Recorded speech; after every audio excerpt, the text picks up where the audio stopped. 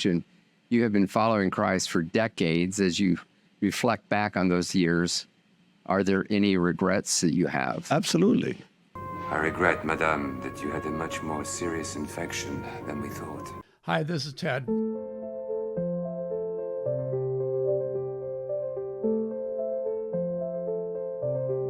I want to talk about Benny Hinn. He brings up two regrets in this interview that he did this last few months. And the one was teaching the prosperity gospel, and the other was certain prophecies that he and others made in his show. I'm not sure if it's a TV show or if it was one of his crusades. Either way, he's not real specific. But in 2019, he publicly proclaimed the prosperity gospel was wrong, and he was leaving it. But he didn't leave it. I also came across a 2003 article from Dallas magazine called D Magazine, and this article brought up two different issues Benny was promising to change back in 1993. One of them was prosperity preaching, and the other one was not following up on healing miracles that he was promoting. Now, this is the only time he ever had that regret, the only time he ever opened up about that on radios, on TV, and before an audience, big, huge audiences, letting them know that he is from this point on not going to preach healing anymore, but rather that he's going to focus on Jesus Christ. Now, in this video, I want to talk more about each one of these episodes and get to the bottom of what's going on. Most of all, I want to know, why does Benny do this? He regrets, he confesses, and he goes right back to the same patterns he previously exposed as wrong. And after this, and we're talking about 3 different occasions throughout his ministry, and now that he's winding up his ministry, his regrets throughout the whole ministry. We'll talk about those too. But after all this, I will turn to AI, artificial intelligence, to help me understand his behavior, because it's kind of foreign to me. So in 1993, Benny promised Inside Edition he would stop showing miracles on TV that weren't medically verified. That same year, he told his Orlando congregation, "God has taken me by the neck." He likes very powerful imagery. God has taken me by the neck. And I think I'm going to stop preaching healing and start preaching Jesus. Now, this would have created a whole new ministry, and I guarantee it wouldn't have been anything like it is today. It would not have had the multitudes of people that came in. And I think he knows that. And I think back then he knew that. But of course, as we already know, Benny did not follow through on his promise. As for a follow-up, I've always thought this was kind of the Achilles heel of Christian healers. Follow-up is critical for 2 reasons. For one, it's caring. It is the caring thing to do. A good doctor follows up with my issues, and he or she asks me, how am I doing with them during my next visits? They've done the research. They've gone over my charts. They know what's been going on, and they follow up. Care during and after doctor visits is a huge part of a psychological and physical health. Follow-up from preacher. By the way, a big part in medicine is not just the physical stuff going on, but that care that the doctor gives. Follow-up from preachers should be the number 1 rule in the area of healing. Secondly, Jesus told lepers to go to the priests in the temple to verify their healing. Verification is critical. People will die or live in extreme pain because they have been on stage with Benny Hinn or some other faith healer, experiencing temporary relief from either pain or some other issue. And when the symptoms return, usually after a few hours, they will blame themselves and pour psychological suffering, spiritual suffering on themselves for expectations that were disappointed, to add to their physical issues. I didn't have enough faith. Follow-up will expose this, And it may help the preacher to realize that he or she is not as successful as they think they are. It may also help the preachers to adjust their beliefs to a more caring and less self-centered ministry. Now, in past studies, I did come across 2 interviews in which Benny justified the lack of follow-up. This is after that 1993. He explained to people why he doesn't follow up. And in the first interview, he said that his ministry doesn't have time to get such verifications because the miracle stories need to get out as fast as possible. That's complete contrary to what he said in 1993, where he said he would wait for 6 months, 3 or 6 months before he publicizes anything, make sure the miracle really happened. In the second interview that I read about Benny, he claimed that his team called healed people up on the telephone, asking them for verification, and the people were rude and angry.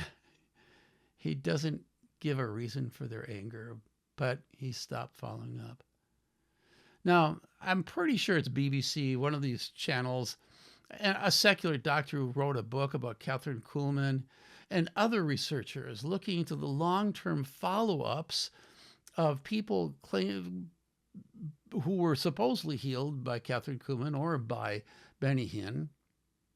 They had no issues getting through with a good portion of them. Granted, I think maybe in one case it was about a third of the people responded, and I don't know how many in the other cases, what percentage. But I personally believe that Benny is caught up in a contradictory world, trying to follow Jesus by doing the right thing and giving into the pressures, however, on the other side.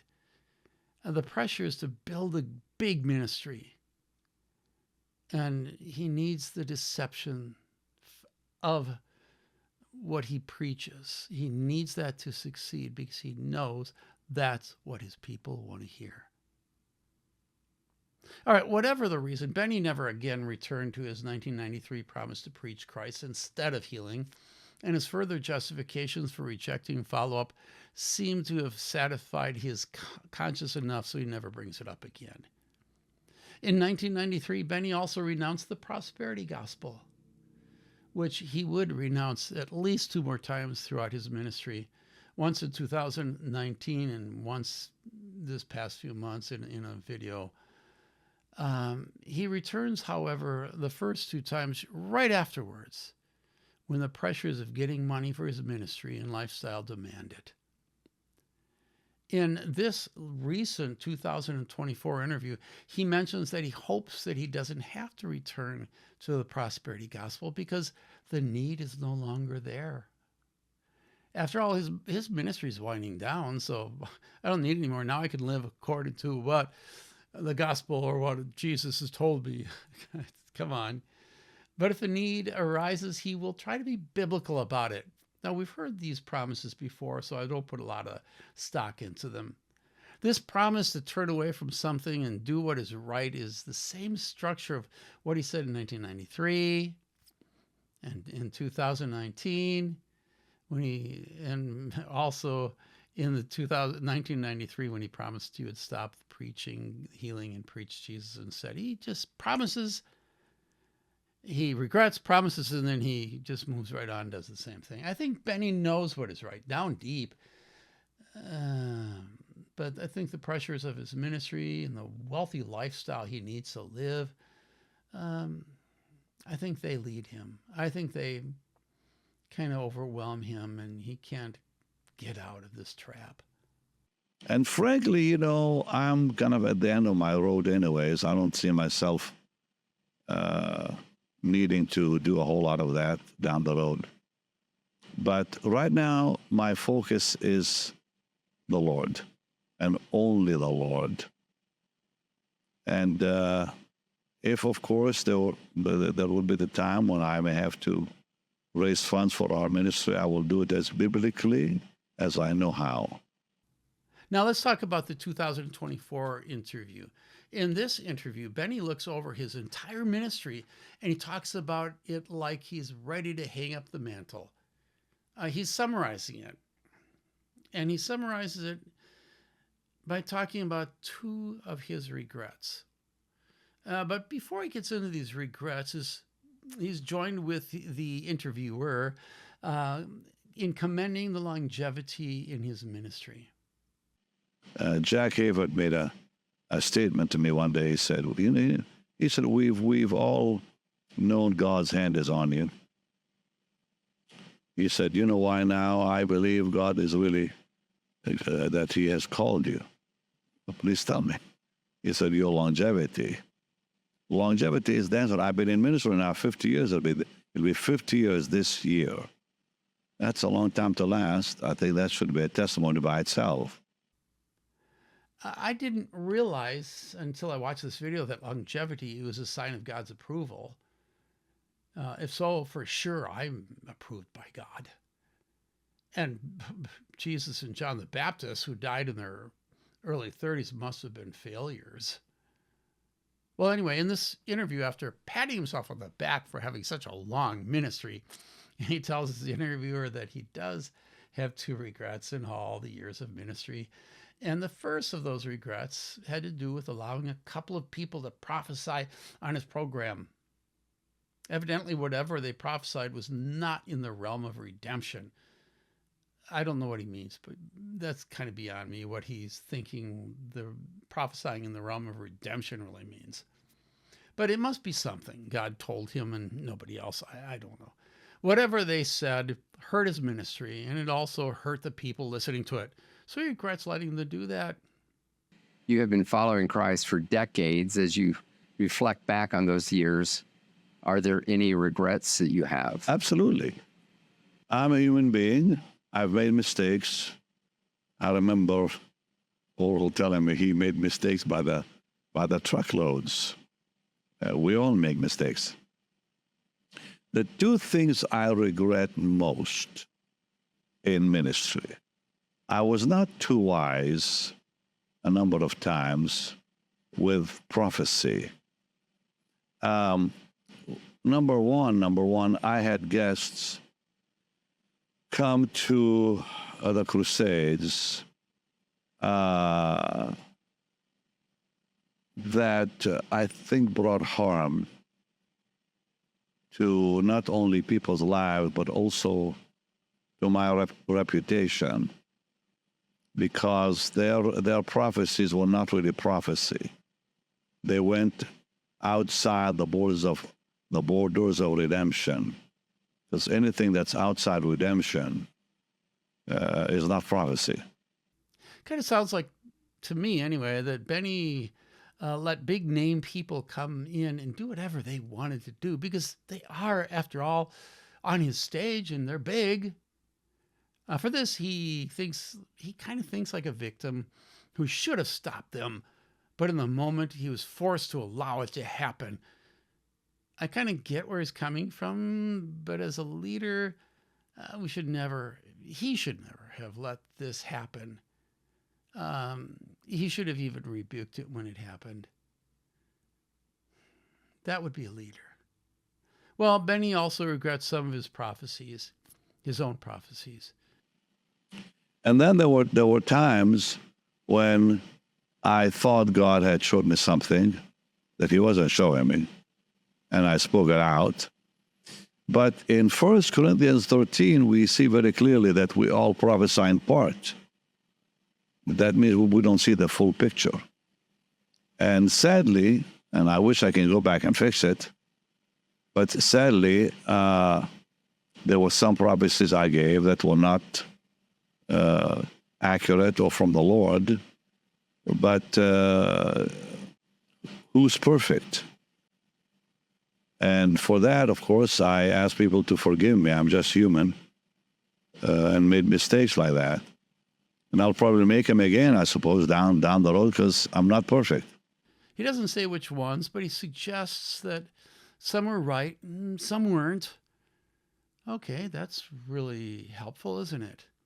Well, anyway, from one point of view, it doesn't really matter, I suppose, because his followers will, if they remember any of them, they'll only focus the ones they want to believe in and forget the rest. Not even thinking about the rest. After all, that's what people do when they have a predictor who predicts things all the time and wrong half the times. Sometimes they're kind of close. You make sure it's closer than it really was, but there's different things about us, the way we predict and the way we hear predictions. But Benny feels regret for the ones that were bad in his ministry. He knows there are some that were terrible. But for both of these prophecy regrets, his and the part of others, he apologizes to everybody, asking for forgiveness and reminding them, I'm just human. And by the way, we only prophesy in part. Okay. No comment. I'm beginning to see that Benny wants to please people and lets his audience and other powerful, charismatic leaders direct him, kind of steer him along. He knows this is not what God wants, but he allows it because he can't seem to find other options in the moment. Well, other options until he doesn't need them anymore, like now. In the 2024 interview, his second regret returns to the prosperity gospel. Acknowledging his part in this, he blames Praise-a-thon for getting him into this. He doesn't mention which Praise-a-thon, but most likely it's Paul and Jan Crouch on TBN, Trinity Broadcasting. Prosperity. And that's been a very difficult one for me. When I started in ministry, it was simple. And then the ministry grew. I was invited to go to what they call praise-a-thons. And I think that's when my troubles began. I don't blame anyone. But sadly, you get kind of in a place that becomes difficult. You don't know what to do and how to get out of it. So I came to the conclusion in 2019 that I did not want to be a part of the gimmickry of it. And I still stand by that. But sadly, I let pressure get to me. And because of that pressure, I said things and did things I should not have done. And for that, really, I am sorry. And I ask the dear people watching us to really forgive me for that. My take on this is that Benny knew all along it was wrong, but the pressure of living his lifestyle and keeping his growing ministry alive, he tries his best to justify it and preach it with all his heart. It does bring in the money. It'll keep his ministry going strong and big. The prices we pay. All right. Benny kind of turns on those who critique him, by the way. Rather than saying they were right all along, I should have listened better, he says they shouldn't judge him because we're all human and we all make mistakes. This is, as far as I'm concerned, a demonic justification for all kinds of evil and misbehavior. I've heard it too often, and it's not legit. We are born again with the resurrected power of Christ and the Holy Spirit living within us. We will struggle against the flesh. It's inappropriate, however, to justify giving into our faults, our failures and sins for any reason. They aren't to be justified, they're to be confessed. It is rather obvious that he has been living with a struggle, trying to do the right thing before God. At least that's what I'm hearing him say over and over again. But at the same time, he gives in to the pressures over and over again of keeping alive a ministry built on fake healing that cannot follow up, bad prophecies, and getting money in dishonest ways. I believe Benny probably wanted to do the right thing with his ministry somewhere down there, but could never find a way to keep it growing without giving in to the pressures placed on him by his own community. And rather than giving up, losing a bad ministry and becoming just another preacher, maybe a good one, maybe doing pretty well, some city, he allowed his community of charismatics to find his ministry and keep him in their net. I only loaded 2 forms of data into my quest. The interview from 2024, the entire thing, and part of the article from the about 1993, the one from D Magazine. And I asked Google's Gemini, from these two, the ones that I provided him, D Magazine and the recent interview from YouTube, what can you say about his psychological profile? Well, after a short paragraph explaining that it's not a psychologist, blah, blah, blah, Gemini told me Benny Hinn has potential narcissistic traits. He has a grandiose sense of self, a need for admiration, and a lack of empathy. The lack of empathy was a conclusion that AI found based on the lack of empathy for others' perspectives.